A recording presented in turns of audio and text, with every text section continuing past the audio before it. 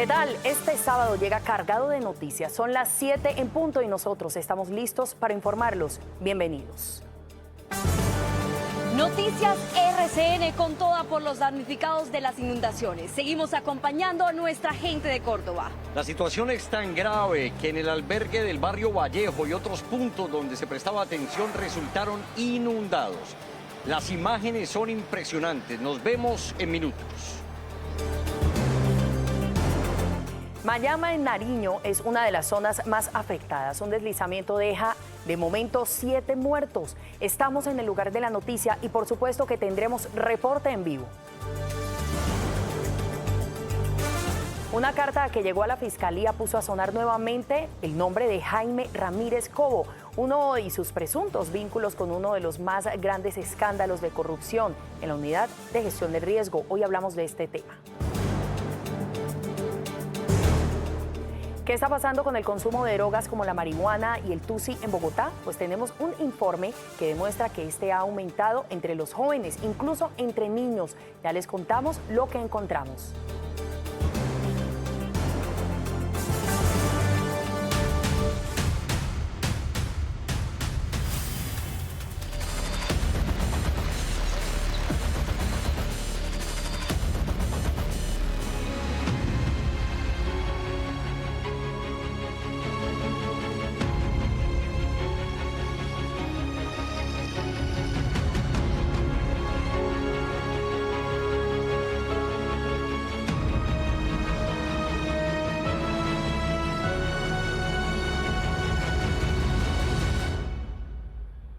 Acaban de ver imágenes de la tragedia. En Córdoba son cientos de casas bajo el agua y miles de familias que lo perdieron todo. Son escenas dolorosas que reflejan la compleja situación. Cuando creían haber encontrado un lugar seguro, pues las lluvias volvieron a aparecer y uno de los albergues se inundó. Seguimos ahí con los damnificados, estamos en todos los puntos, estamos con Felipe Arias, Juliana Javib, también nos acompaña Giovanni Suárez y Sebastián en Nariño. Pues vamos a seguir con este cubrimiento especial. Adelante, Felipe y Juliana, tienen la palabra. Buenas noches.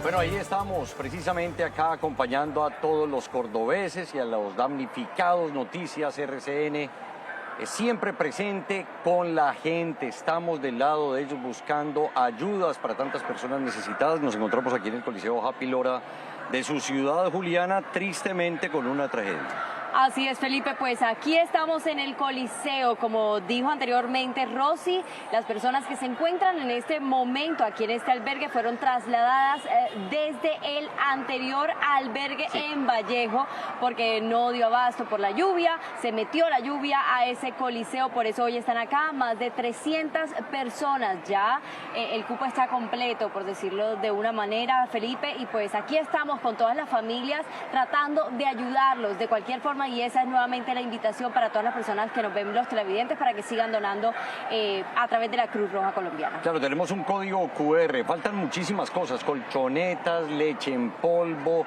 frazadas, básicamente sábanas, comida en general, enlatados.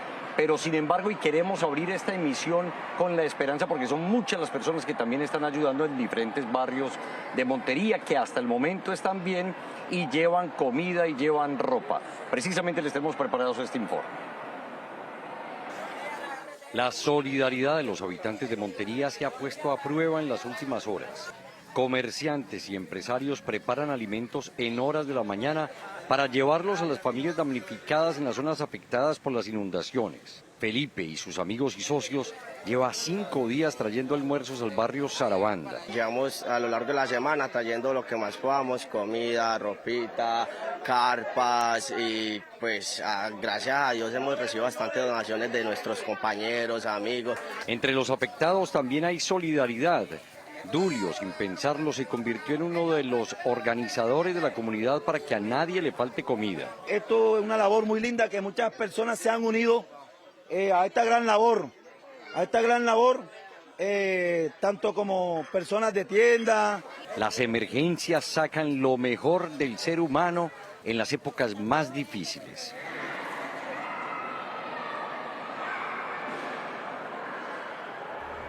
Bueno, Juli, acá seguimos y estaremos acompañando a todos los habitantes de esta ciudad y de otras poblaciones. Son 22 poblaciones afectadas en el departamento de Córdoba. Sí, Felipe, le cuento que hace 16 años no vivíamos esta situación.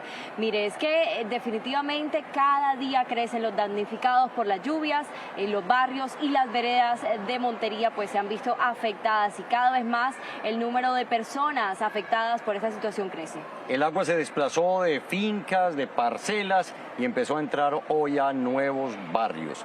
Precisamente Gio está en uno de ellos. Gio, ¿dónde se encuentra y cuál es la situación a esta hora de la noche cuando tenemos las 7:06?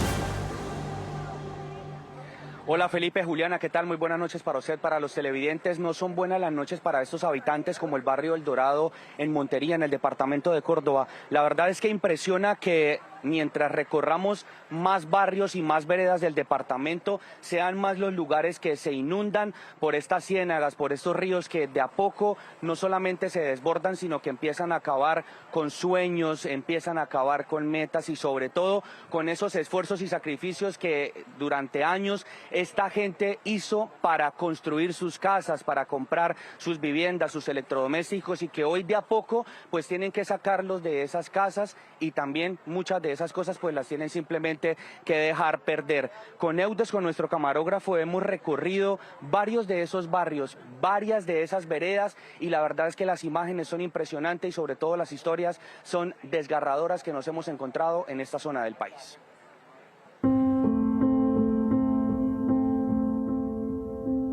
Mucho, pero igual estamos vivos, que es lo importante.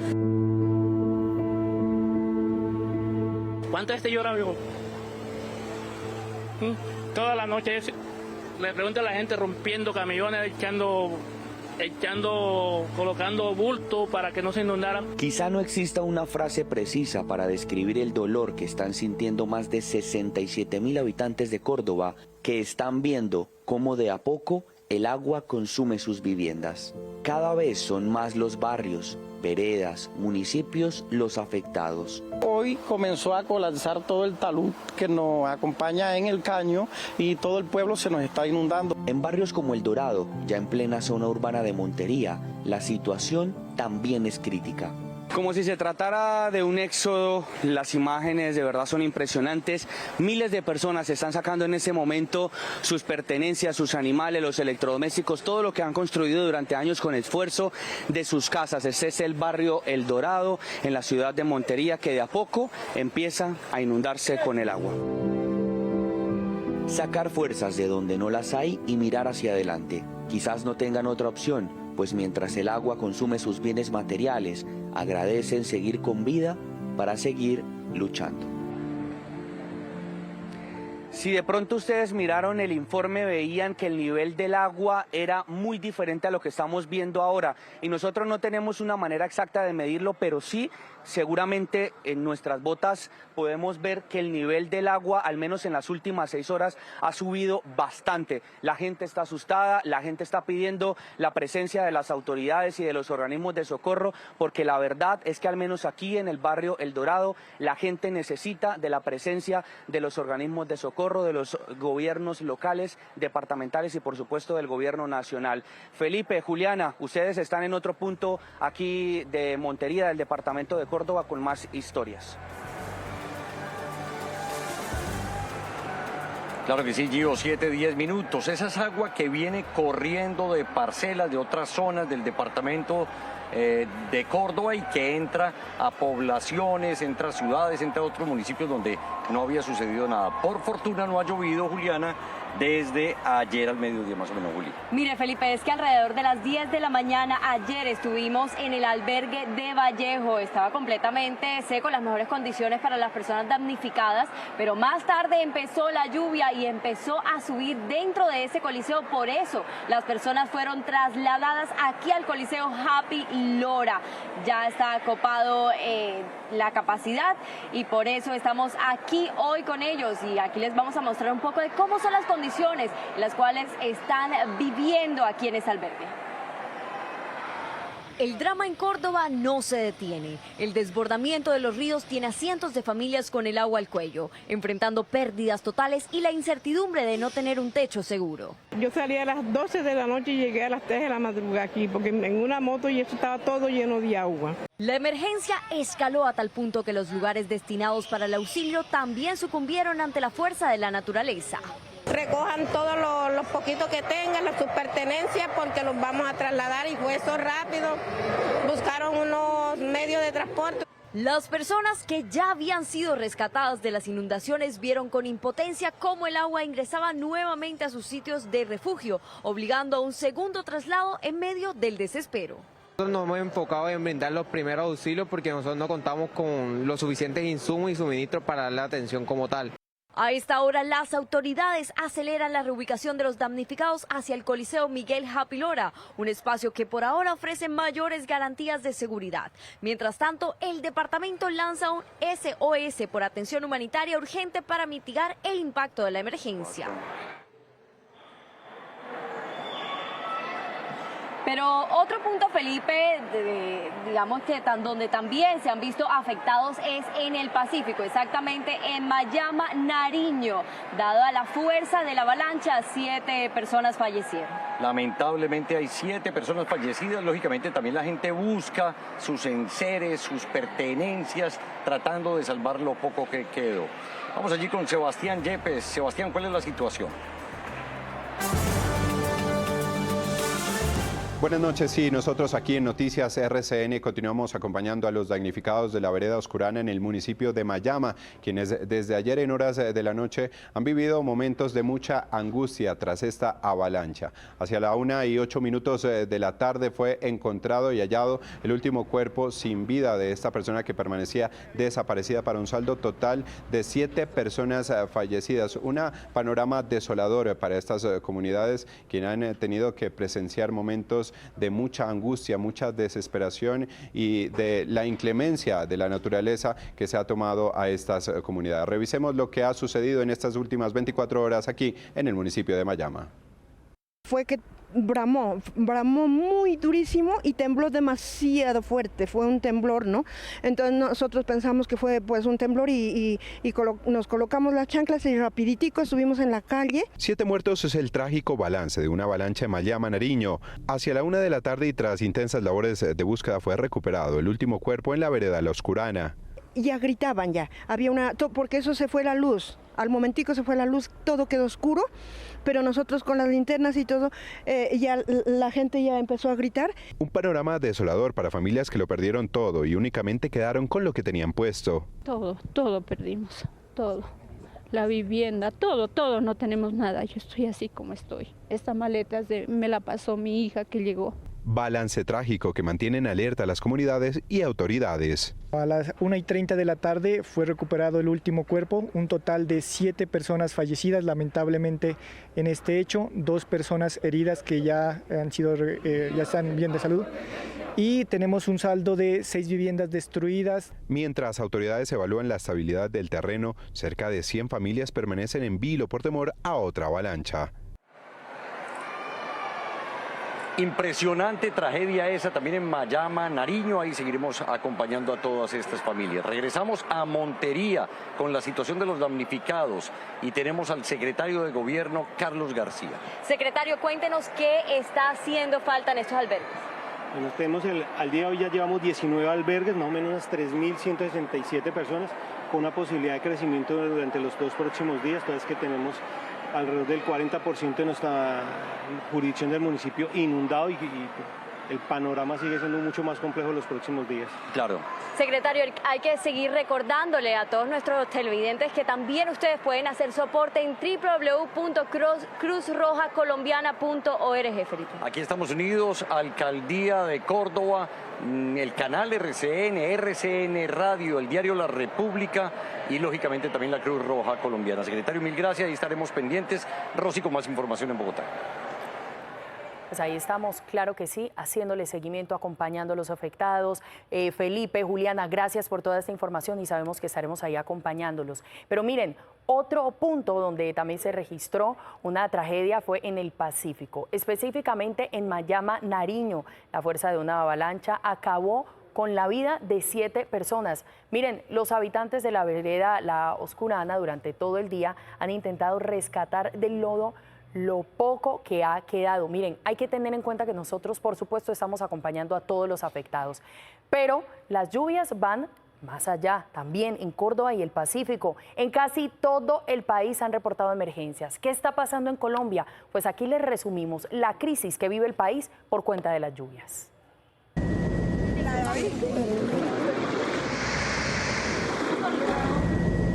La radiografía de un país afectado por el frente frío da cuenta de la magnitud de las emergencias que hoy tienen a más de 47.000 familias damnificadas en Colombia.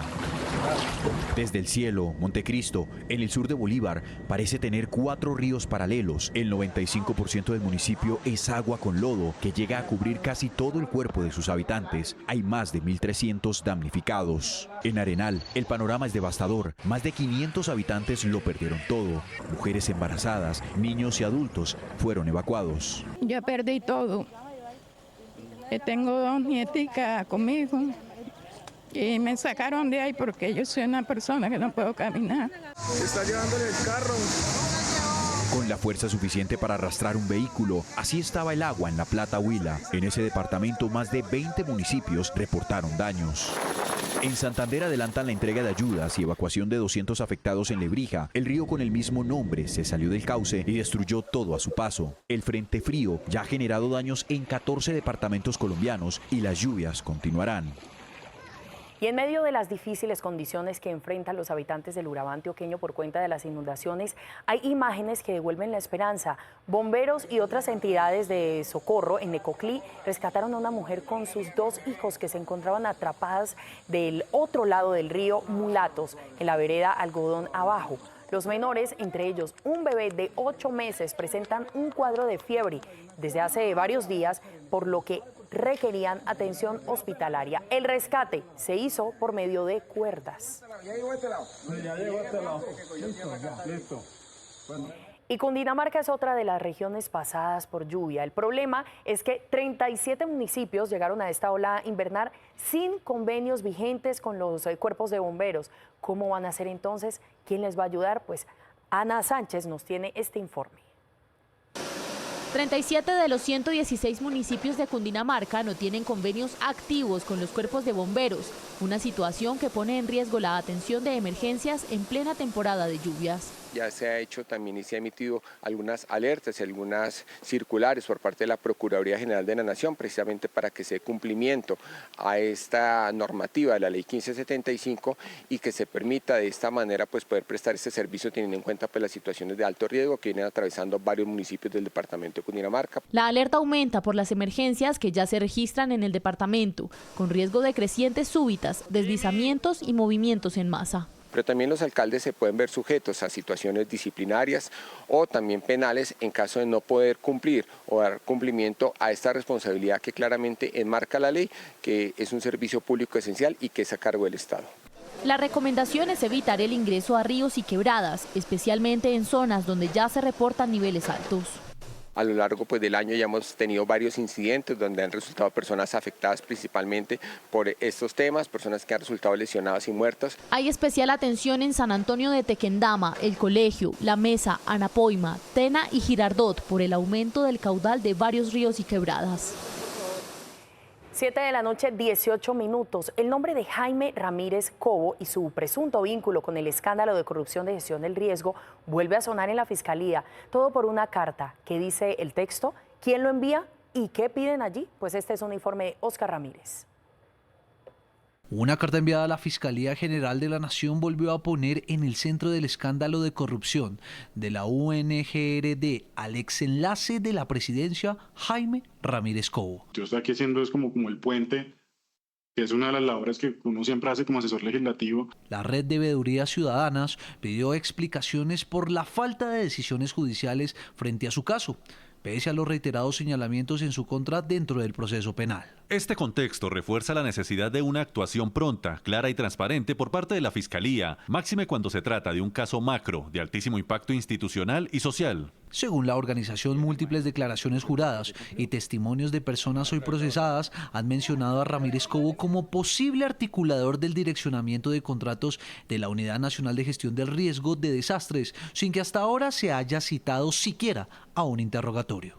Jaime Ramírez Cobo, el enlace entre el Gobierno Nacional y el Congreso de la República, quien a su vez se le atribuye ser una de las cabezas de este entramado de corrupción. Entre esas declaraciones están las de Sneider Pinilla, ex subdirector de la Unidad Nacional de Gestión del Riesgo, quien ante las autoridades judiciales señaló directamente a Ramírez Cobo como parte del entramado de corrupción y enlace en el direccionamiento de los contratos a congresistas de la Comisión de Crédito Público. El doctor Jaime Ramírez Cobo me dice, lo entendemos de verdad, pero se van a caer los créditos de la nación, por eso la urgencia. Doctora, la Unidad Nacional para la Gestión del Riesgo no tiene nada que ver, pero absolutamente nada que ver con los créditos de la nación. Pinilla aseguró que desde ese rol se habrían ejercido presiones para acelerar estos contratos, bajo el argumento de que estaban en riesgo los créditos de la nación, una versión que también aparece en otros testimonios conocidos por la Fiscalía. Pese a ello, la red de veedurías advirtió sobre un posible riesgo de fuga y cuestiona que no exista una definición clara sobre la situación jurídica de Ramírez Cobo. 7:21. El de las basuras se ha vuelto un tema recurrente en Bogotá. En las últimas horas se prorrogaron el contrato con los actuales operadores y hoy el director de la UAESP explicó en Noticias RCN cómo será el servicio durante esta prórroga. Más de 35 carros compactadores entrarán. Vamos a revisar el tema de la contenerización, que en algunas zonas o barrios resultó ser positiva, pero en muchos de ellos no lo logró ser. También tenemos temas de modificación en algunas frecuencias. Las frecuencias en algunos casos han funcionado en nocturnas, en otros diurnas. Entonces vamos a hacer toda una revisión de ese modelo muy rápidamente para que estos 22 meses no vengan solos, vengan además con mejoras operativas, a lo que se le suma el operador Aguas de Bogotá.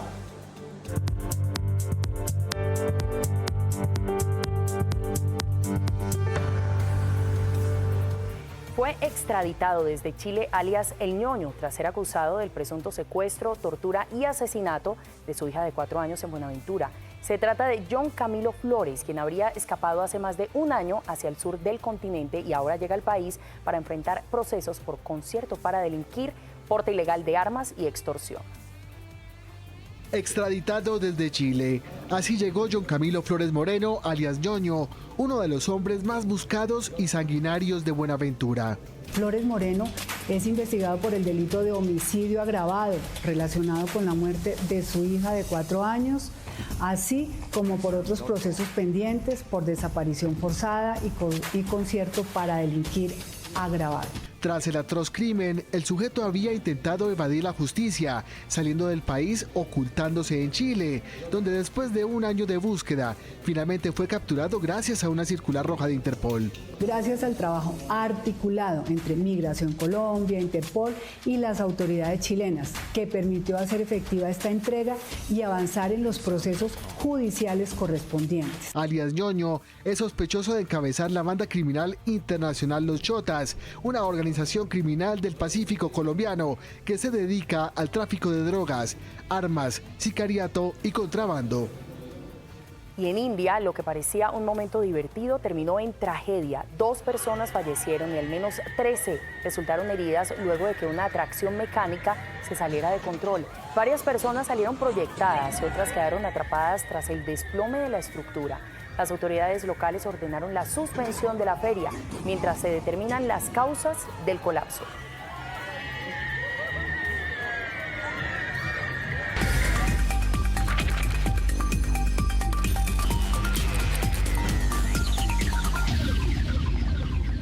$7:32, momento para la información económica bien contada, bien explicada en Noticias RCN el fin de semana. Esto es Plata es de Plata. Bueno, señores, ya hemos visto durante esta emisión cómo las lluvias están haciendo estragos en el país. La situación es bastante compleja porque, hay que decir, también los cultivos se están inundando. Por ejemplo, miren lo que dijo el presidente de la Federación de Cafeteros. Confirmó que el clima ha hecho caer la producción en las últimas semanas. El clima, la tasa de cambio y la volatilidad de los precios internacionales continúan ejerciendo presión sobre la caficultura colombiana, afectando el ritmo agroeconómico en el cierre del 2025 e inicios del 2026. En enero la producción registró un decrecimiento de menos 34%, en línea con la tendencia observada durante el último trimestre del año anterior, reflejando los rezagos climáticos sobre el cultivo y la formación de la cosecha. Muy bien, 7:33, pero es que no solamente es que se inundan los cultivos, si no es eso, es que las carreteras se llenan de derrumbes o por el agua no se pueden mover la carga, y eso claramente en un país como Colombia es muy grave. Tengo invitado hasta ahora para que lo analicemos Arnulfo Cuervo, presidente de Fedetranscarga. Doctor Cuervo, gracias por estar en Noticias RCN. De una vez al grano, señor, ¿cómo están haciendo para poder mover la carga en medio de esta ola invernal? Es muy complejo, se aumenta obviamente los riesgos de accidentalidad, y no solamente se aumentan los riesgos de accidentalidad, sino que, como le indico yo a usted, en la medida que tomemos vías alternas que no están las más adecuadamente posibles, podemos incluso hablar de riesgos en la seguridad, porque se presenta un vehículo moviéndose lentamente por vías no adecuadas, pues es más posible que pueda llegar a ser objeto de los delincuentes, que en el país la delincuencia, usted bien lo sabe, se ha exacerbado enormemente. Sí, y además que nos decían también ustedes fuera de cámaras que les toca coger unas rutas que incluso alargan los trayectos hasta 10 horas. Esto claramente hace que sea mucho más costoso llevar la carga, pero además el riesgo del que usted nos está hablando. Quiero preguntarle cómo justamente esto está terminando afectando, o cómo afecta esto a la economía. Finalmente, en un país como Colombia, la carga se mueve es por tierra, casi muy poca se mueve en avión, más del 90% la mueven ustedes, si mal no estoy. Pues como lo indicaba anteriormente Juan, el 96%, y bien lo apunta usted, el 96% de la carga en Colombia se mueve por carretera. Cuando se presentan este tipo de situaciones de carácter estructural en nuestras carreteras, pues indiscutiblemente, al interrumpirse nuestro trasegar por las vías, aumentarse los tiempos logísticos y aumentar los costos por el incremento de ese tiempo logístico y demás, pues se determinará que puntualmente los costos de transporte también aumenten y se va afectada pues obviamente toda la población colombiana. Pues bien, es el análisis de Arnulfo Cuervo, el presidente de Fedetranscarga, uno de los gremios más afectados sin duda en medio de esta ola invernal, que también termina afectando la economía, aparte del drama humanitario del que ya hemos venido hablando durante toda esta emisión. 7:35, cambio de tema en Noticias RCN. Enero cerró con la inflación por encima del 5%. Es decir, señores, significa que cerró por encima de lo que se calculaba. Y las razones pues podrían ser varias, pero aparece una pregunta. ¿Tiene que ver en algo esto del aumento del salario mínimo? ¿Será que ya se están comenzando a ver esos efectos de los que nos estaban advirtiendo? Pues que hablen los expertos. Esto en buena medida tiene que ver con el incremento del salario mínimo, porque los componentes grandes que presionaron los precios en buena medida reaccionaron justamente al tema salarial. El componente de transporte, el componente de restaurantes y hoteles. Si el Banco de la República no logra controlar a punta de subida de tasas de interés, pasó las tasas en la última reunión hace 15 días de 9.25 a 10.25. Ya se está estimando para fin de año que se suban las tasas al 12%. ¿Qué va a implicar esto? Aumento de costos en los créditos, en viviendas de interés social. Para realmente los sectores menos favorecidos son los que se están viendo más perjudicados. Ojo con ese punto, el punto de las tasas de interés del Banco de la República. Eso nos termina afectando a todos sin importar el estrato. Señores, hasta aquí la información económica. Nos vamos a una pausa muy cortica, Noticias RCN, pero quédense conectados con nosotros, que ya llegamos con los deportes y el entretenimiento. Pausa y ya volvemos.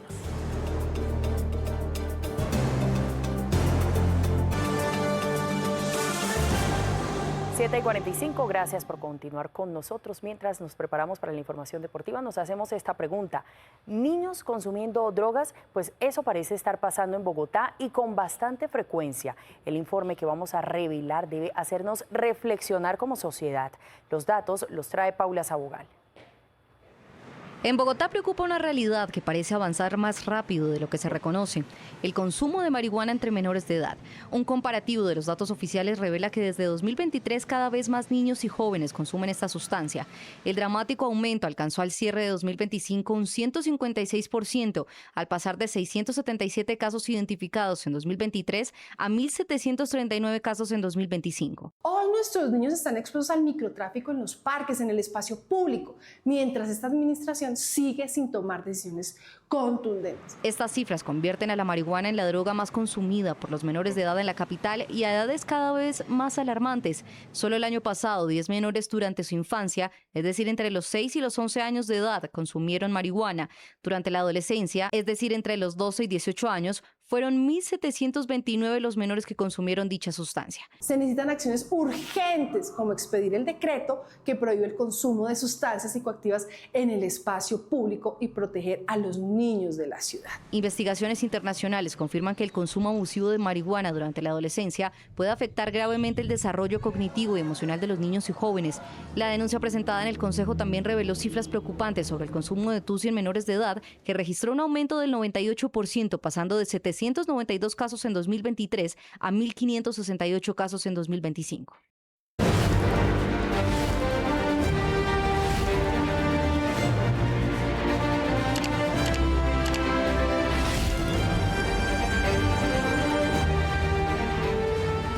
El canal RCN sigue acompañando al buque ARC Simón Bolívar en su camino por el continente antártico.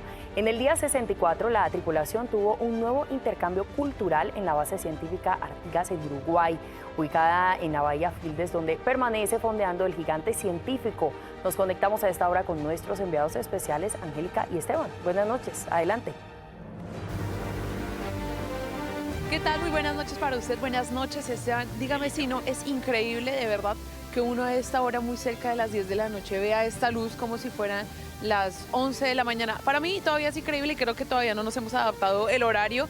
Vemos todavía las escotillas con mucha luz. Después de 64 días no acostumbrarnos y tampoco acostumbrarnos a estos paisajes tan maravillosos que estamos viendo a esta hora. Es una zona de cruceros donde estamos, Bahía Fildes, digamos es el lugar más turístico del continente blanco.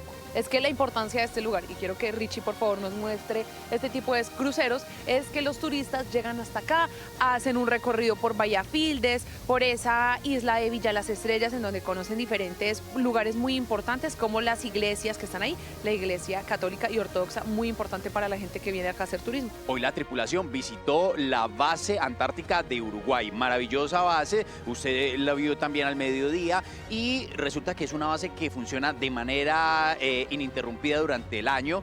En invierno solo se quedan 8 personas manteniendo y preparando la campaña antártica que viene al día siguiente. Así que... ¿Usted se le mediría esa experiencia? No lo creo. No Nosotros, creo. por supuesto, les llevaremos todos los detalles de la navegación del buque científico ARC Simón Bolívar aquí en el corazón de la tierra. Nos despedimos, Esteban. Estamos contentos. A dormir. Te veo trasnochado. Sí. Estamos contentos, estamos felices, estamos muy lavando. Buen viento y buena mar. 7:57 y hoy hemos hablado mucho de solidaridad y nuevas oportunidades. Por eso, esta es una oportunidad en nuestra crónica de cierre. La historia es de Alejandro, un colombiano que saca la cara por todos en el deporte y que está buscando un mejor futuro. Tuvo un gran accidente. La historia en voz de Marcela Tumo. Hace unos años, Alejandro Castaño, un joven caleño de 18 años, ex selección Colombia de lucha grecorromana, se fue para Estados Unidos en búsqueda de nuevas oportunidades en el deporte. Fui campeón panamericano con el botín de oro. Después vine para acá, para Estados Unidos, buscando seguir haciendo lo mismo. Me fue bien, fui selección Team Florida. En medio de los entrenos y su educación, Alejandro consiguió un trabajo para sostenerse en el país americano. Un día, saliendo de su jornada laboral, tuvo un accidente de tránsito que afectó una de sus piernas. Estaba trabajando y haciendo un cambio de shift. Lamentablemente un carro me chocó por un lado. Pasó por varias intervenciones quirúrgicas. La cirugía vascular fue extremadamente compleja. Y para intentar zafar el pie, porque cuando me chocaron el pie prácticamente se desprendió, pero lamentablemente pues la cirugía no sirvió, entonces me tuvieron que amputar el pie. Hoy, este joven colombiano sigue recuperándose del accidente. Sin embargo, su familia está buscando la solidaridad de los colombianos para pagar el costo de su atención médica, que supera los $250.000. En este momento, Alejo no cuenta con seguro médico, la cual pues la cuenta cada vez va aumentando. Alejandro es un muchacho que quiere salir adelante y quiere seguir entrenando deportivamente y esperamos que pueda lograrlo pronto con la ayuda de todo el equipo médico que puede estar detrás de él. También sueña con una prótesis que le permita restaurar su movilidad y volver al mundo deportivo. Alejandro es un convencido de que en la adversidad hay aprendizajes. Sueña con seguir representando a Colombia en campeonatos nacionales e internacionales. Pues con esta información llega el momento de finalizar esta emisión. A ustedes, gracias por habernos acompañado. Quédense conectados con nuestra programación. Feliz resto de noche.